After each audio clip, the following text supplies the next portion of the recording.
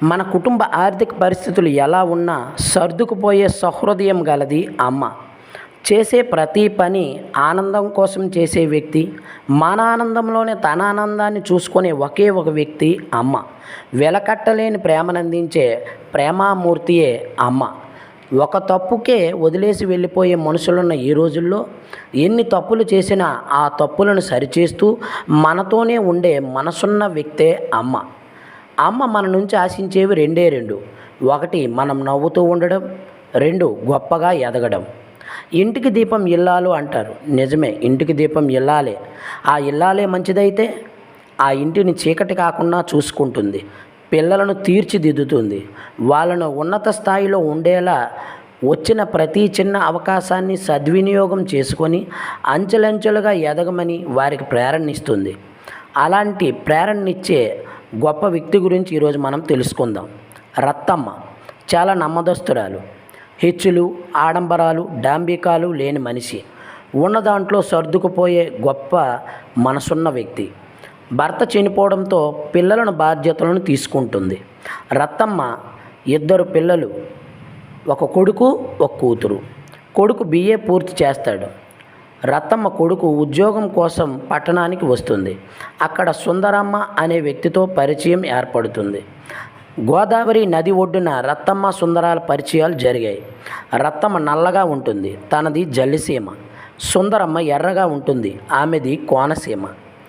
రత్తమ్మను చూస్తూ సుందరమ్మ, నాకు ఇద్దరు మగపిల్లలని, పెద్దవాడు BA పూర్తి చేశాడని, వాడి ఉద్యోగం కోసమే పట్టణానికి వచ్చానని, చాలా గొప్ప గొప్ప ఉద్యోగాలు వచ్చాయని, కానీ చిన్న చిన్న ఉద్యోగాలు నా బిడ్డ చేయడని, తనది పెద్ద చదువని చెబుతూ తన చేతికి ఉన్న బంగారు గాజులను, బంగారు ఉంగరాలను, మెడలో ఉన్న 2 పేటల గోవర్ధనం గొలుసును చూపిస్తూ తన డాంబికాన్ని ప్రదర్శిస్తుంది. కానీ రత్తమ్మ సుందరమ్మ మాటలను ఏమీ పట్టించుకోదు. ఏమీ లేని ఆకు ఎగిరెగిరి పడుతుంది, అన్నీ ఉన్న ఆకు అణిగిమణిగి ఉంటుంది అని నమ్మే వ్యక్తి రత్తమ్మ. రత్తమ్మకు ఒక చిన్న గది, వసారా, 8 రూపాయలకు ఇల్లు అద్దెకు దొరుకుతుంది. రత్తమ్మ కొడుకు BA చదివినప్పటికీ కొడుకుతో రత్తమ్మ వచ్చిన చిన్న అవకాశాన్ని కూడా వదులుకోవద్దని, ఇప్పుడు వచ్చే చిన్న అవకాశమే తరువాత గొప్ప అవకాశాలుగా మారుతాయని చెబుతుంది.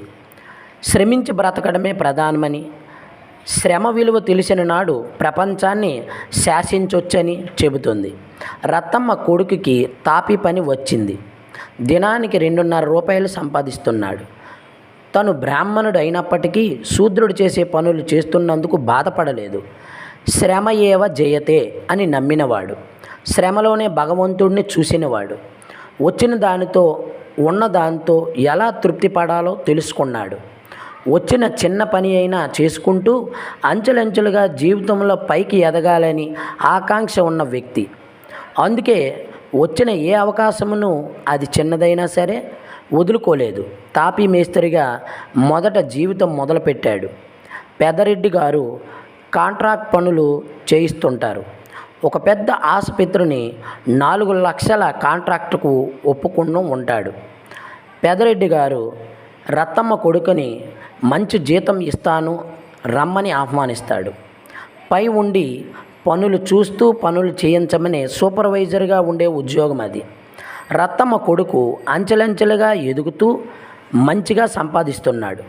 ఒకసారి ఎవరో 2 జతల బంగారు గాజులు, ఒక రాళ్ళ ఉంగరం అమ్ముకోగా దానికి 25 రూపాయల లాభం ఇచ్చి రత్తమ్మ కొడుకు కొని వాటిని రత్తమ్మకు ఇచ్చి వేసుకోమని చెప్తాడు.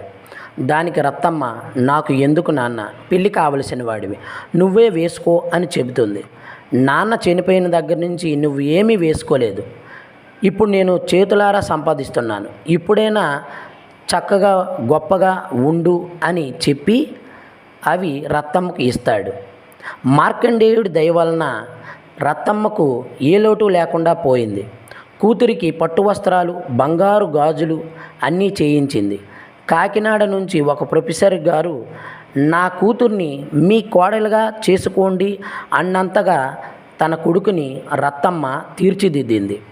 తల్లే ప్రత్యక్ష దైవం. తల్లి మాటలు పిల్లల జీవితానికి బంగారు బాటలు.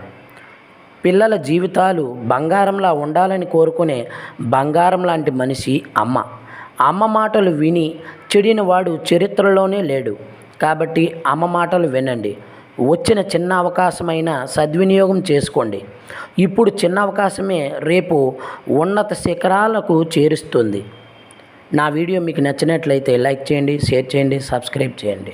అందరికీ ధన్యవాదాలు.